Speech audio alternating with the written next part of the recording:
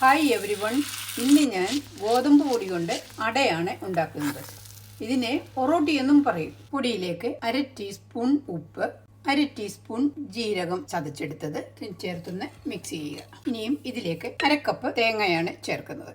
ഇനി ഇത് നല്ല ചൂടുവെള്ളം ഒഴിച്ചാണ് കുഴച്ചെടുക്കുന്നത്.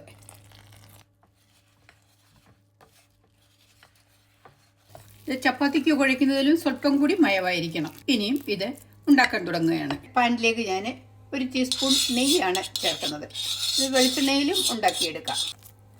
ഇതിൻ്റെ പകുതിയാണ് ഞാൻ എടുക്കുന്നത്.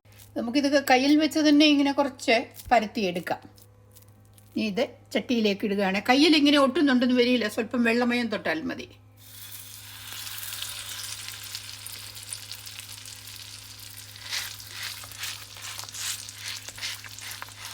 നന്നായിട്ട് കനം കുറച്ച് ഇത് പരത്തണം.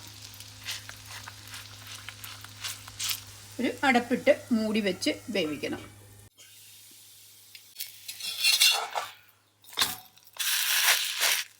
സ്വല്പം നെയ്യ് ഇതിൻ്റെ ചുറ്റിനും ഒഴിച്ചു കൊടുക്കുകയാണ്.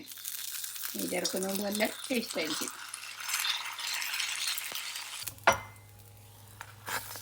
ഈ അട ചിക്കൻ കറിയോ സ്റ്റ്യൂവോ ഒക്കെ ചേർത്ത് കഴിക്കാൻ വളരെ നല്ലതാണ്.